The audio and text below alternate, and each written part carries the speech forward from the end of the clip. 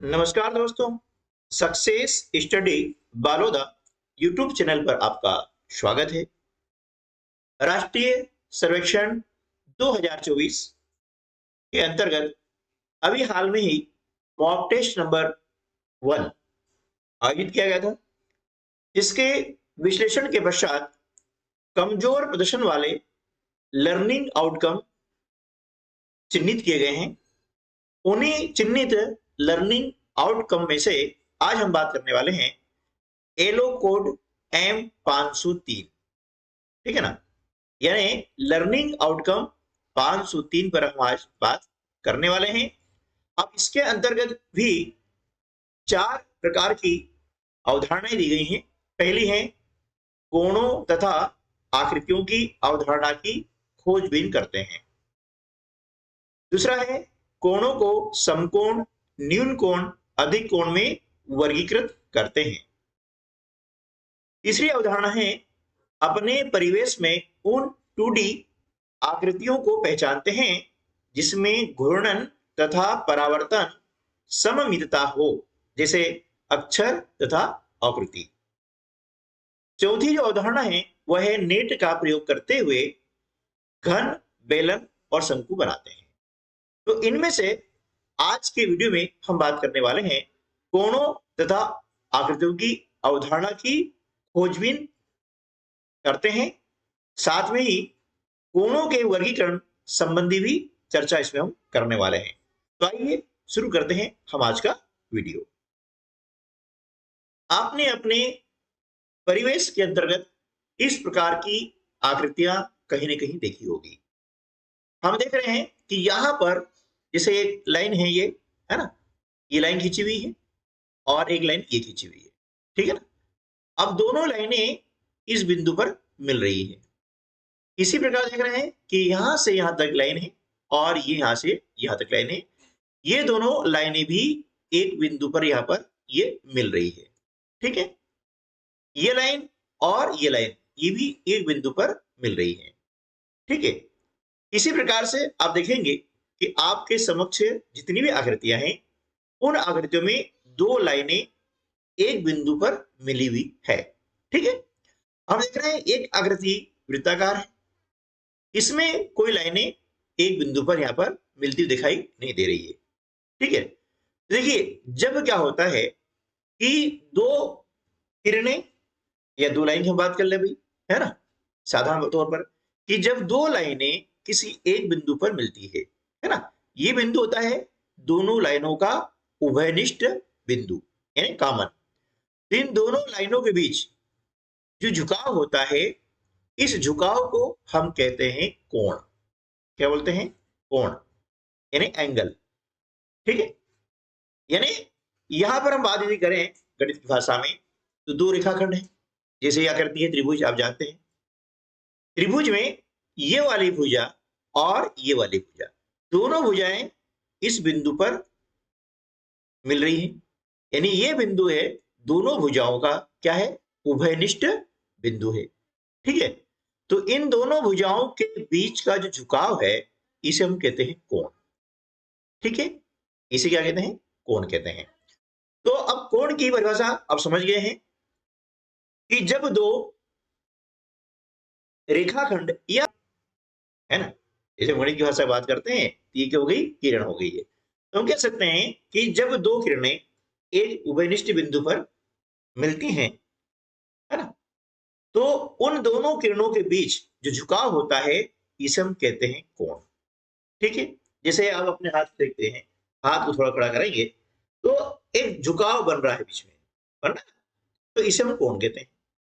आप हाथ सीधा करेंगे तो अंगूठे और उंगली के बीच में, है ना, एक झुकाव है, उस झुकाव का नाम है कोण। तो इस प्रकार के आपके घर में जो संडासी है, चिमटा है, सरोता है, आप देख रहे हैं ना, तो इन सबके बीच में झुकाव है। ठीक है, तो वो कोण कहलाता है। अब इसके बाद में आप कोण पहचान गए तो आप देख सकते हैं कि यह आकृति है, इसका नाम है आयत। क्या नाम इसका? आयत है। अब इस आकृति में कितने कोण हैं? तो एक कोण हो गया, एक कोण हो गया, दो, ये तीन, और ये 4। ठीक है। कोण को हम कोने के मार्फत भी समझ सकते हैं, है ना। जैसे कमरा होता है हमारा, और कमरे में कोना होता है जहां पर 2 दीवारें मिलती हैं। ठीक है ना। तो वो जो कोना है वही गणित की भाषा में कोण कहलाता है। ठीक है। अब त्रिभुज में कितने कोण हैं? देखिए, 1, 2, 3। ठीक है ना।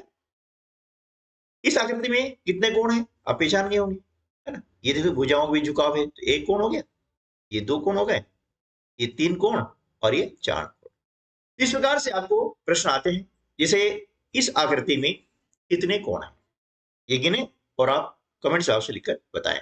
ठीक है ना। अब इस आकृति की बात करें तो देखिए, यहाँ पर एक कोण बन रहा है और एक कोण यहाँ बन रहा है। ठीक है ना। ये इस आकृति में एक कोण बन रहा है, इसमें यहाँ एक कोण बन रहा है। ठीक है ना। ये कोण कहलाता है। अब हम देखते हैं कि कोणों के कितने प्रकार होते हैं। आइए देखते हैं। देखिए, जिस प्रकार से हम किसी वस्तु को तोलते हैं, है ना, तो ग्राम और किलोग्राम में तोलते हैं। ठीक है ना।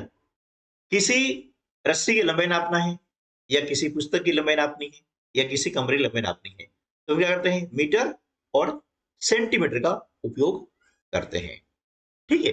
इसी प्रकार से जब हम कोण नापते हैं, तो कोण नापने के लिए हम जिस यंत्र का उपयोग करते हैं उसका नाम होता है चांदा। ये चांदा आप देख रहे हैं, इसे हम कहते हैं इंग्लिश में प्रोटेक्टर। क्या बोलते हैं? प्रोटेक्टर, है ना। प्रोटेक्टर होता है जिसे हिंदी में कहते हैं चांदा। डी भी कहा जाता है क्योंकि ये डी के आकार का है, इसलिए इसे डी भी कहते हैं। ठीक है। आप देख रहे हैं कि इस प्रोटेक्टर में देखिए, ये जो आप देख रहे हैं लाइन खींची हुई, है ना, ये बेस लाइन कहलाती है। क्या कहलाई? ये बेस लाइन। ये आप लाइन देख रहे हैं, इसको बोलते हैं बेस लाइन बोलते हैं। और यहां पर आप देख रहे हैं ये जो बिंदु है ये कहलाता है मिडिल पॉइंट, यानी मध्य बिंदु। आप देख रहे हैं चांदे के एक तरफ यहाँ 0, 10, 20, 30 से लगा करके आप देख रहे हैं 180 तक यहाँ पर चिन्हित किया गया है, 180 तक इसको लिखा गया है। अब हम बाईं तरफ देखते हैं, यहाँ भी 0, 10, 20, 30, 40, 50 से लगा करके 180 यहाँ लिखा गया है। अब चांदे का उपयोग कैसे करते हैं वो हम यहाँ पर समझेंगे। जैसे ये आकृति है, इस आकृति में हमें क्या करना है कि ये वाला कोण नापना है। ठीक है ना। ये वाला कोण नापना है, तो कैसे नापेंगे? ध्यान रखिएगा, चांदे का जो मिडिल पॉइंट है यानी मध्य बिंदु है, उसको रखेंगे यहाँ पर इस बिंदु के ऊपर, जहां पर दोनों भुजाएं मिल रही है। कैसे? देखिए, अब इसको यहाँ पर करते हैं। अब देखिए, हमें ये वाला कोण नापना है, तो किस प्रकार से नापेंगे? अब देखिए, कोण को नापने के लिए हम क्या करेंगे? चांदे का जो मध्य बिंदु है उसे इस प्रकार से रखेंगे कि ये वाला बिंदु इस पे ढक जाए, है ना। देखिए, बिंदु पर हमने बिंदु इस प्रकार से रखा है मिला करके। अब ये दोनों तरफ से चिन्ह अंकित है, इसका मतलब ये है कि जिस तरफ ध्यान रखिएगा लाइन होती है ना। हम देख रहे हैं कि यहां पर कोण नापना है, दाईं ओर कोण नापना है, तो लाइन जो नीचे वाली लाइन है वो किस ओर है? बाईं ओर है। आप देख रहे हैं यहाँ पर, ठीक है ना। तो यहां से स्टार्ट करेंगे 0 से, है ना। तो देखिए, 10, 20, 30, 40, 50, 60, 70, 80 और 90, यानी ये कोण कितने हो गया है? 90 का हो गया है। ठीक है ना। अब देखिए, यदि इससे हमें इस कोण को नापना है, यानी बाईं तरफ जो कोण है उसे नापना है, तो चांदा हम किस प्रकार से रखेंगे? देखिए, ये चांदा हमने इस प्रकार से यहां रखा। ठीक है ना। अब चांदा रख दिया, अभी लाइन देख रहे हैं दाहिनी तरफ है, तो यहां पर ये 0 से स्टार्ट करेंगे, 10, 20, 30, 40, 50 और देख रहे हैं कि कोण 58 डिग्री का है यहाँ पर, है ना। 50 के बाद में ये छोटे छोटे से जो आपको चिन्ह दिखाई दे रहे हैं इनको गिनना होगा। 51, 52, 53, 54 और ये 55 आ गया बीच वाला, तो बड़ा दिख रहा है 56, 57 और ये 58, यानी ये वाला कोण है ये 58 डिग्री का है ना। कितने का है? 58 डिग्री, यानी 58 अंश का है। इसी प्रकार से देखते हैं ये जो आकृति है ना, इसको हम नापने का प्रयास करते हैं। देखिए कैसे नापेंगे? तो ये जो मिडिल पॉइंट दिख रहा है आपको, ये आना चाहिए इस बिंदु के ऊपर, है ना। देखिए इस प्रकार से हम रखेंगे चांदे को, ये रख दिया। और अब देख रहे हैं कि ये 90 का कोण है, ये कोण कितने का है? 90 अंश का है, यानी 90 डिग्री का है। ठीक है ना। अब इसी प्रकार से इसको नापते हैं। देखिए ये रखा हमने, है ना। और यहां स्टार्ट करेंगे 0, 10, 20, 30 से। हम देख रहे हैं कि 40 और 40 के बाद में आ रहा है 41 और ये 42 डिग्री। ठीक है ना। अब इसको नापते हैं, देखिए, है ना। तो क्या करेंगे, जिस तरफ लाइन है ना, ध्यान रखिएगा, जिस तरफ लाइन होती है उस तरफ से हम 10, 20, 30 गिनते हुए अपने कोण की माप निश्चित करते हैं। अब देखिए ये वाली आकृति है, इसको नापना है, तो क्या करेंगे, इस प्रकार से हमने रखा चांदे को, है ना। और यहां से गिनेंगे 10, 20, 30, 40, 50 से लगा करके देख रहे हैं कि ये कोण है 123 डिग्री का, 50 का नहीं है, ध्यान रखिएगा। यहां पर बच्चे गलती कर जाते हैं कि ऊपर जो लिखा हुआ है उसको जो है वो पढ़ लेते हैं, है ना। तो कौन सा पढ़ना है, पढ़ने के लिए ध्यान रखना है कि ये कोण नाप रहे हैं तो हमारी लाइन किस तरफ है ना। जिस तरफ लाइन है वहां से हम शून्य से स्टार्ट करेंगे, तो कभी भी गलती नहीं होगी। ठीक है ना। तो इस प्रकार से हम जो है इन कोणों को नाप सकते हैं। अब इन कोणों के नाम क्या है वो देखिएगा, है ना। इन कोणों को हम किन किन नामों से पुकारते हैं। अभी हमने कोणों को नापा, देखा, तो ध्यान रखिएगा इनके नाम किस प्रकार से निर्धारित करेंगे। यदि कोण की माप, है ना, 0 से अधिक हो, किससे अधिक हो, 0 डिग्री से अधिक हो और 90 डिग्री से कम हो। ठीक है ना। 0 से क्या हो, अधिक हो और 90 से कम हो। ठीक है। तो उसे हम कहते हैं न्यून कोण। ये देखा हमने भी, ये 90 डिग्री से कम का कोण है, तो इसका नाम क्या हो जाएगा, न्यून कोण। क्या हो जाएगा, न्यून कोण। ठीक है ना। इसे हम कहते हैं न्यून कोण होते हैं। जो कोण 0 डिग्री से बड़ा हो, ठीक है ना, इससे बड़ा हो 0 डिग्री से, है ना, और 90 डिग्री से क्या हो, कम हो, उसे हम कहते हैं न्यून कोण। ये वाला न्यून कोण है। अब ध्यान रखिएगा कि 90 डिग्री कोण कैसा होता है, अभी हम नापा हमने, है ना।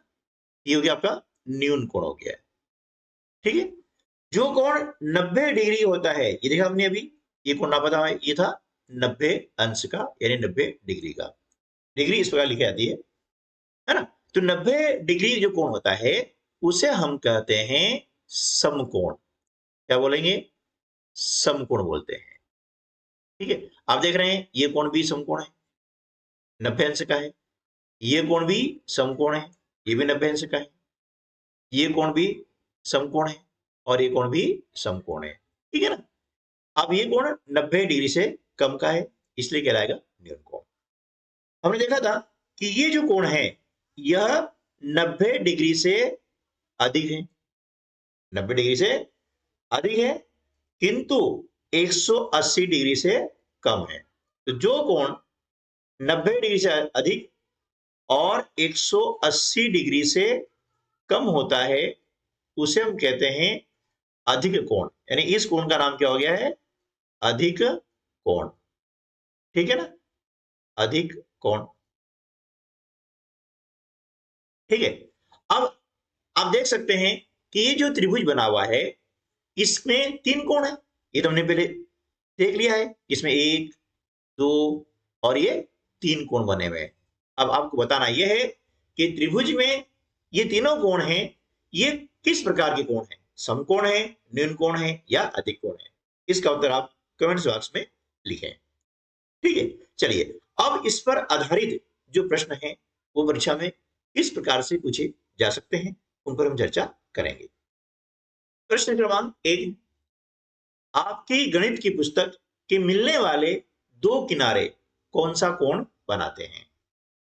ए अधिक कोण, बी समकोण, सी न्यून कोण, डी रेखीय कोण। अभी हमने न्यून कोण, अधिक कोण और समकोण के बारे में समझा। अब आप पहचान जाएंगे कि हमारी जो गणित की पुस्तक होती है वह इस प्रकार की होती है ना। ठीक है ना। और देखा कि दोनों भुजाएं, यानी इसकी दोनों भुजाएं जो है इस बिंदु पर मिलती है। तो गणित की पुस्तक के जो मिलने वाले दो किनारे हैं, ये किनारा ये किनारा ये, तो कौन सा कोण बनाते हैं? ये बनाएंगे समकोण। ठीक है ना, पहचान गया आप? ये कोण समकोण बनाएंगे। ठीक है ना। प्रश्न क्रमांक 2, इस घड़ी में दो सुइयों के बीच बना कोण समकोण के बराबर है। अभी हम पढ़ चुके हैं कि समकोण किसे कहते हैं, है ना। 90 डिग्री के कोण को, यानी 90 अंश के कोण को हम बोलते हैं समकोण। और अब समकोण कैसा बनता है, अब हम सीख चुके हैं, तो उसके आधार पर आप इसका उत्तर देंगे। तो बिल्कुल सही है कि यहां पर जो आकृति ए दी गई है, इसमें दो सुइयां बनी हुई हैं और इन दोनों सुइयों के बीच में समकोण बन रहा है, यानी विकल्प ए जो है इस प्रश्न का सही उत्तर हो जाएगा। ठीक है ना। अब समकोण बन रहा है, आप देख रहे हैं इस आकृति में कौन सा कोण बन रहा है, अधिक कोण। इसमें भी अधिक कोण बन रहा है और इस आकृति में बन रहा है न्यून कोण, क्योंकि ये कोण 90 डिग्री से कम का है। ठीक है ना। तो इस प्रकार से आप उसको समझ सकते हैं। तीसरा प्रश्न है, ऊपर दिए गए चित्र को देखो। इस चित्र में कोण बनते दिख रही दो किरणों के बीच कौन सा कोण बनता दिख रहा है? ये दो किरणें हैं, है ना, और इसके बीच एक कोण बन रहा है। अभी इस प्रकार आकृति हमने कुछ देर पहले देखी थी। तो कौन सा कोण बन रहा है? बिल्कुल सही है, इन दोनों किरणों के बीच में जो कोण बन रहा है वो बन रहा है न्यून कोण। कौन सा कोण बन रहा है? न्यून कोण, क्योंकि यह कोण 0 डिग्री से अधिक है और 90 डिग्री से कम है ना। तो जो कोण 0 डिग्री से अधिक और 90 डिग्री से कम का कोण होता है उसे हम कहते हैं न्यून कोण। ठीक है। चौथा प्रश्न है, नीचे बने चित्रों में कौन सा कोण न्यून कोण है?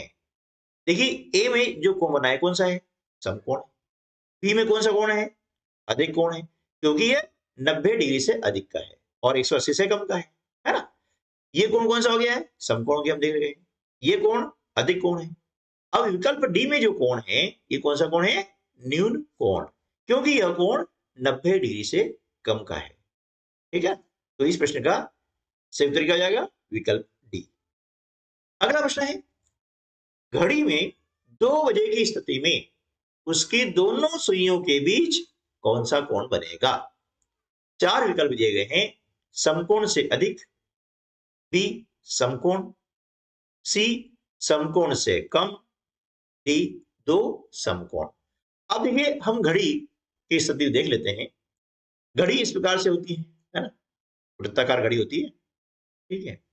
और इसमें आप देखते हैं यहां पर 12 बजती है, यहां पर 3, यहां पर 6 और यहां पर 9। ठीक है। फिर इसके बीच में यहां 1 और यहां पर ये 2। ये 1 हो गया, ये 2 हो गया। अब जब घड़ी में 2 बजेगी क्या होगा? जो छोटा कांटा होता है घंटे का वह 2 के सामने रहेगा इस प्रकार से, और जो बड़ा कांटा है मिनट वाला वह इस प्रकार से क्या रहेगा? 12 पर रहेगा। ठीक है। तो आप देख रहे हैं ये दोनों के बीच में जो कोण बन रहा है ना, यह 90 डिग्री से कम बन रहा है। तो 90 डिग्री वाले कोण को हम क्या बोलते हैं? समकोण बोलते हैं। तो ये समकोण से कम है ना। समकोण कब बनेगा? जब 3 बजेगी तो इस प्रकार की आपकी सुइयां हो जाएगी, है ना, इस प्रकार की। ठीक है। दोनों सुइयां जो है इस प्रकार हो जाएगी, तो इनके बीच में जो कोण बनेगा वह समकोण होगा। ये समकोण से क्या है? कम है, इसलिए विकल्प सी इस प्रश्न का सही उत्तर हो जाएगा। ठीक है ना। अब इसी प्रकार से आप देख सकते हैं कि 4 बजे कौन सा कोण बना हुआ है, क्योंकि 3 बजे बन रहा है आपका समकोण। अब 4 बजे क्या होगा? ये सुई आगे बढ़ जाएगी, यहाँ पर ये क्या हो जाएगा? ये समकोण से अधिक हो गया है ना, इस प्रकार से।